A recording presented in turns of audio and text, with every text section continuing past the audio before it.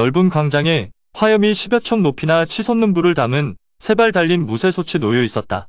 그리고 강철 모루 위에 도룡도가 칼날을 하늘로 향한 채 세워져 있었다. 건장한 체격의 한 사나이가 육중한 철추를 번쩍 들더니 그대로 칼날을 내리쳤다. 그 순간 내려쳐진 철추는 반으로 갈라져 버렸다.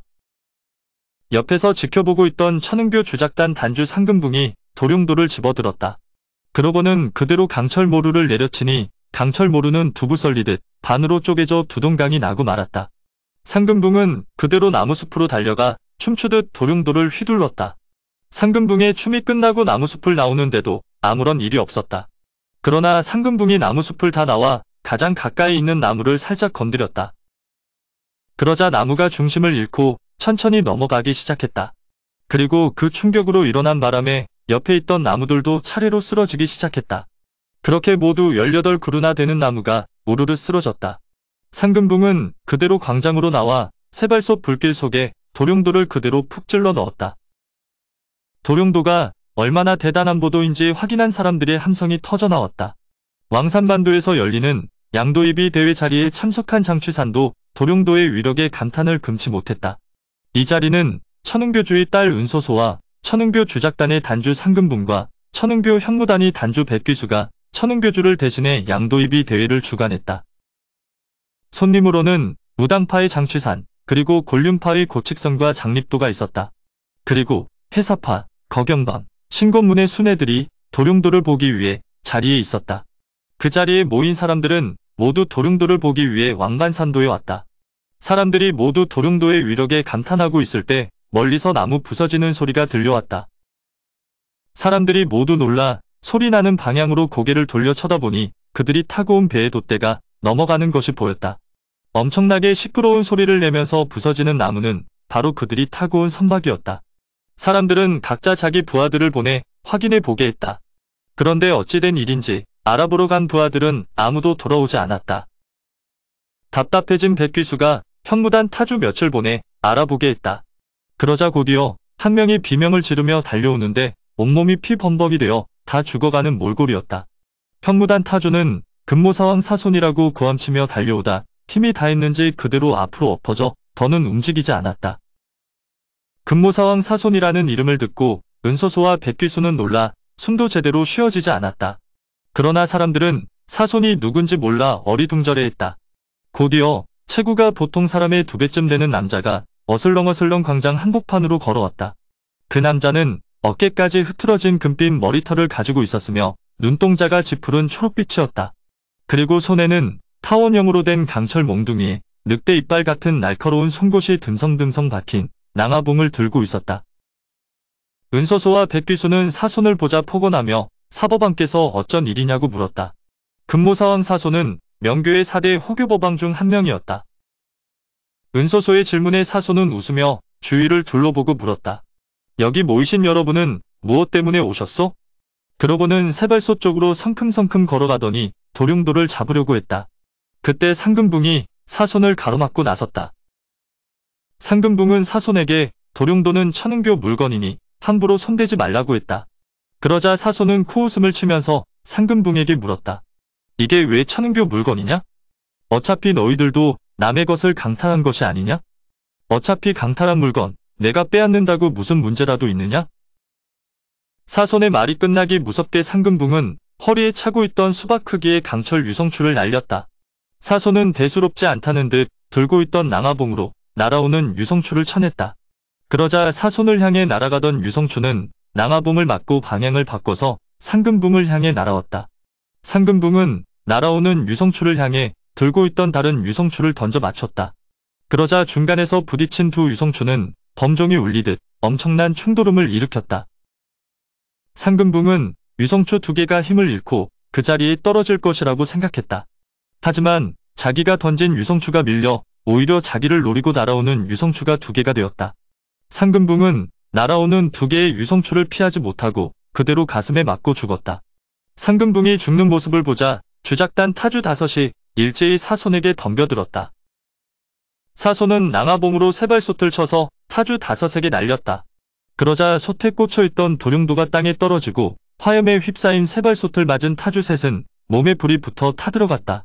그리고 나머지 둘도 사손이 휘두른 낭하봉에 맞고 쓰러진 뒤 사손이 세발솥을 던져 삼근붕의 시신과 함께 태워버렸다. 그런 다음 땅에 떨어진 도룡도가 식기를 기다리며 백귀수를 쳐다보고 칼집을 가져오라고 했다. 백귀수는 이러지도 저러지도 못하고 있었다. 코웃음을 치며 고개를 절레절레 흔들던 사손은 백귀수 자리 앞에 놓인 도룡도의 칼집을 향해 낭하봉으로 도룡도를 쳐서 날려보냈다. 빠른 속도로 날아간 도룡도는 그대로 칼집에 꽂혀 뒤로 날아가더니 공중에서 회전하며 방향을 틀어 사손의 손으로 날아왔다. 사손은 도룡도를 잡아 허리춤에 꽂고는 주변을 둘러보며 이에 있는 사람 있냐고 물어봤다.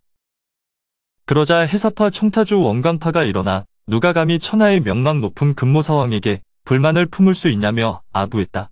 사손은 아무 말 없이 원광파 앞으로 다가가서 내 사부가 누구냐고 물었다. 이어서 내가 어느 문파며 네가 말한 내 덕망은 무엇이냐고 물었다. 사손의 이 같은 질문에 원광파는 꿀먹은 벙어리가 될 수밖에 없었다. 사손은 원광파를 보며 자기 앞으로 나오라고 했다. 그런 다음 사손은 원광파에게 작년 해문현에서 장등훈 일가족을 몰살한 일이 있냐고 물었다. 그리고 최근에 여유현에서 장백상금 늙은이들을 죽인 것도 너희들 짓이냐고 물었다. 이 두 사건은 강호에서 미제 사건으로 남아있어 아직까지 진상이 밝혀진 게 없었다. 주변에서 듣고 있던 사람들은 그 사건들이 해사파 소행이라는 것에 놀랐고 원광파는 아무도 모르는 비밀을 사손이 알고 있는 것에 놀랐다. 사손은 해사파의 특기가 독소금이 맞냐고 묻고는 해사파 졸개들에게 가서 독소금 2대접을 가져오라고 시켰다. 해사파는 사손이 무서워 일단 시키는 대로 했다. 사손은 원광파에게 공평하게 한 대접씩 먹자고 했다. 원광파는 무슨 뚱딴지 같은 말을 하냐는 눈으로 사손을 바라봤다. 그러자 사손은 한 손으로 원광파의 아래턱을 잡아 턱뼈를 부수고 벌어진 입으로 독소금 한 대접을 쏟아부었다. 그런 다음 자기도 한 대접 입에 털어넣었다. 곧이어 원광파가 몸을 부르르 떨며 죽어버렸다.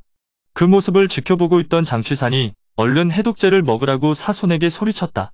사손은 무슨 해독제냐며 코웃음을 치고는 가서 술이나 한 항아리 가져오라고 시켰다. 그 말을 듣고 천은교 사람들이 술 항아리 하나를 들고 와서 사손 앞에 놓았다. 사손은 그대로 술 항아리를 들어 벌컥벌컥 들이켰다. 사손이 빈 술 항아리를 땅에 내려놓자 그의 배가 불룩해져 있었다. 사손은 불룩해진 배를 두드리더니 백귀수를 향해 느닷없이 입을 쫙 벌렸다. 그러자 은빛사슬 같은 술줄기가 기둥처럼 격렬한 기세로 뿜어져 나오더니 곧바로 백귀수의 앞가슴을 강타했다. 백귀수는 그것을 맞고 그 자리에서 혼절했다. 그러자 사손은 고개를 하늘을 향해 젖히면서 술줄기를 뿜어내기 시작했다. 하늘을 향해 뿜어진 술은 거경방 해적들을 적셨다. 그러자 내공이 약한 사람부터 차례로 쓰러지기 시작했다. 사손이 뿜어낸 술은 사손의 뱃속에서 독소금과 융합해 독주가 되어 있었다. 사손은 거경방 노방주 맷경을 보며 금년 2월 민강하구에서 원양상선을 습격했냐고 물었다. 그러면서 해적이 상선을 털어먹고 사는 거야 그렇다 쳐도 왜 상선에 타고 있던 사람들 수십 명을 죽이고 부녀자를 겁탈했냐고 물었다.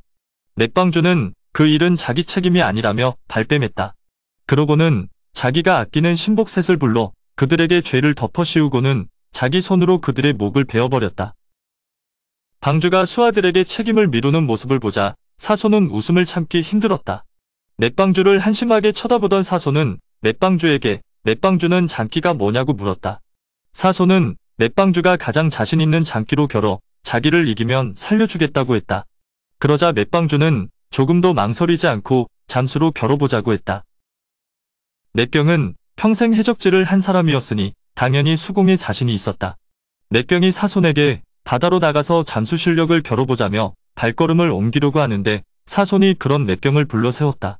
자기가 바다로 나가 잠수 실력을 겨루는 동안 사람들이 도망갈 수 있으니 여기서 겨루자는 것이었다. 그 말을 들은 모든 사람들이 대경실색했다.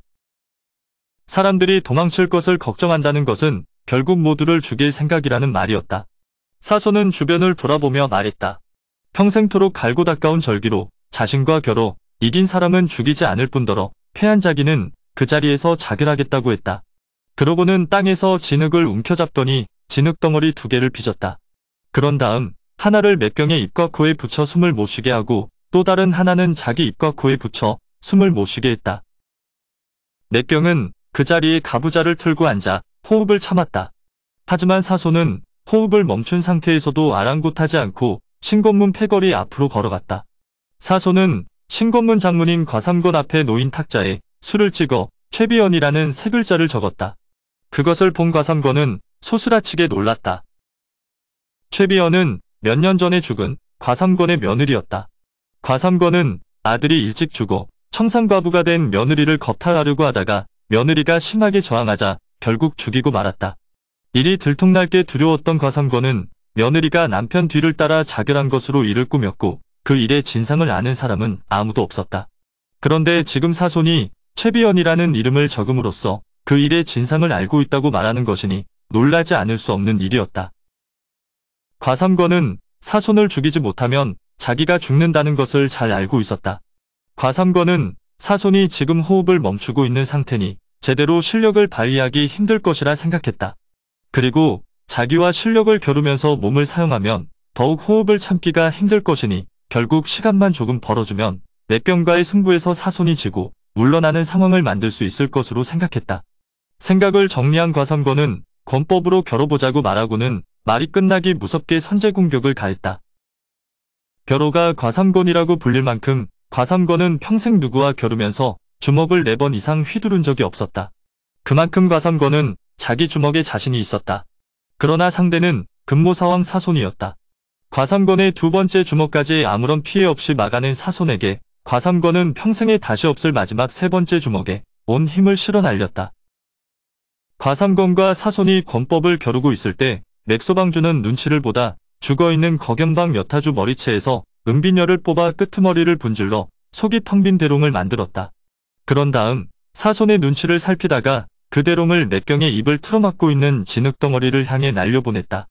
날아간 대롱이 맥경에게 상처를 입힐지는 몰라도 진흙덩어리에 조그마한 구멍 하나만 뚫어 놓으면 사손과의 승부에서 맥경이 이기게 될 것이었다.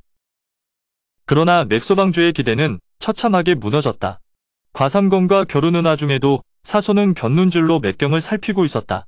맥소방주가 대롱을 맥경에게 날리는 것을 보고 발끝으로 돌멩이를 날려 대롱을 쳐냈다. 돌멩이를 맞은 대롱은 튕겨져 그대로 맥소방주의 한쪽 눈에 틀어박히고 말았다. 그 순간 한쪽 눈을 감싸며 맥소방주의 비명이 터져나왔다. 순식간에 맥소방주를 애꾸눈으로 만든 사손은 연이어 발끝으로 돌멩이를 날려 맥경의 양어깨뼈를 으스러뜨렸다. 그러자 맥경은 입과 코를 덮고 있는 진흙덩어리를 떼어내지 못해 결국 숨을 거두고 말았다. 그러는 동안 과삼권의 마지막 일격이 사손의 아랫배에 적중했다. 과삼권은 됐다 싶어 기뻤다. 그런데 그 순간 자기 주먹에 전해지는 느낌이 자기가 알고 있던 것이 아니었다. 분명히 사람의 아랫배를 때렸는데 손에서 전해지는 충격은 거대한 암석을 때린 듯했다. 자기가 날린 힘이 거대한 반탄력에 튕겨져 되돌아오니 과삼권은 손목뼈부터 팔꿈치, 어깨뼈까지 으스러지고도 그 충격파는 멈추지 않고 과삼권의 갈비뼈까지 모조리 으스러뜨렸다. 결국 과삼권도 그 자리에서 쓰러져 죽고 말았다. 진흙덩어리를 떼어낸 사손의 눈길은 이제 곤륜파 고칙성과 장립도에게 이르렀다. 곤륜파의 젊은 두 검수가 겁에 질려 몸을 떨고 있을 때 장취산이 사손을 불렀다. 장취산은 악행을 저지르는 사람들은 모두 죽었으니 그만하라고 했다. 그러면서 장취산은 의와 협에 관해 사손과 문답을 주고받았다. 사손은 장취산의 기백이 마음에 들기는 했으나 세상 물정 모르는 장취산이 답답하기도 했다. 더는 장취산과의 대화에 흥미를 느끼지 못했던 사손이 장취산에게 물었다. 장호엽, 그대가 자랑할 만한 장기는 무엇인가? 오늘의 영상은 여기까지입니다. 영상이 도움이 되셨다면 구독과 좋아요, 알람 설정 부탁드립니다. 시청해주셔서 감사합니다.